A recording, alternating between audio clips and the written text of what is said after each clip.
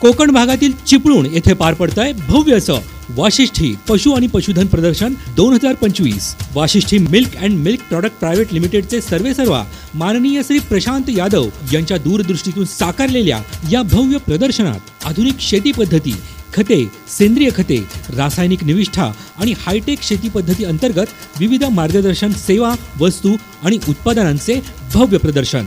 तेव्हा या भव्य अशा कृषी पंढरीचा अवश्य लाभ घ्या।